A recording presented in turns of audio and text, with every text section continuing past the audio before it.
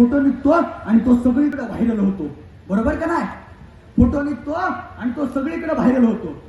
जंगलात जातात, प्राण्यांना कुरवाळतात, फोटो व्हायरल होतो, रील व्हायरल होते, सगळं होतं. परंतु आमचा नेता सुद्धा जंगलात गेला हो, पण जंगलात आंदोलन. जे आपण व्याख्यानाची शृंखला या ठिकाणी आयोजित केलेली आहे, त्यातील पहिलं व्याख्यान, पहिलं विचार पुष्प गुंफण्यासाठी सुजित काणंदे साताऱ्यावरून आलेले आहे. आणि आजच्या व्याख्यानाचा विषय आहे शेतकरी आत्महत्येला जबाबदार कोण.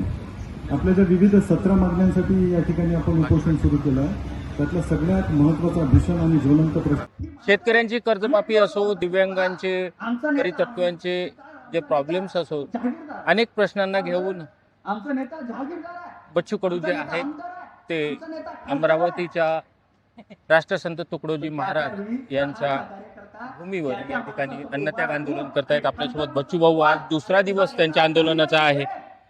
भाऊ, आज दुसरा दिवस आहे. कुणाचे फोन आले? काही फोन तर आले नाही कोणाचे. रोहित पवारांनी ट्विटरवर पाठिंबा दिलेला आहे, त्यांचं मी आभार मानतो.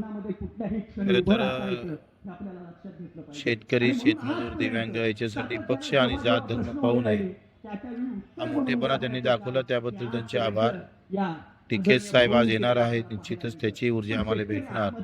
आणि त्या दोघांचे मी शेतकऱ्यांच्या वतीनं आणि माझ्या वतीनं आभार मानतो. भाऊ, आज तुमच्यासोबत अनेक शेतकरी असतील, तुमचे कार्यकर्ते असतील, उपोषणांना बसलेले आहेत, अन्नत्याग करतायत.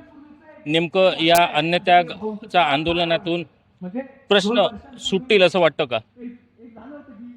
ते मला विचारल्यापेक्षा मला वाटतं सरकारला विचारलं पाहिजे.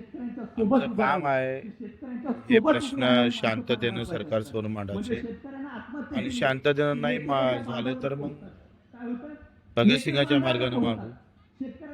पहिले कर्तव्य आहे शांततेच्या मार्गाने सरकारसमोर गेलो पाहिजे, आणि ते शांततेच्या मार्गाने जर दखल घेत नसेल तर भगतसिंगाच्या मार्गाने दखल घेऊ. भाऊ, बच्चू कडूचं आंदोलन म्हटल्यानंतर सर्व प्रशासन असो, शासनातले अधिकारी असो, प्रशासनातले अधिकारी असो, संपूर्ण सतर्क राहतात. बच्चू कडूचं आंदोलन शांततेत कितपर्यंत राहील?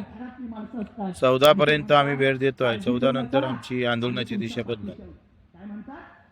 त्यानंतर आंदोलन उग्र होईल. तेच दिशा बदलन म्हणजे तर एकंदरीतच 14 तारखेपर्यंत बच्चू कडूंनी स्पष्ट केलेलं आहे की आम्ही शांततेच्या, गांधीजींच्या मार्गानं जी कर्मभूमी संत तुकडोजी महाराजांची आहे, त्यांनी सर्व धर्म समभाव आणि शेतकरी हा भारताचा कणा आहे हेच दर्शवलं आहे.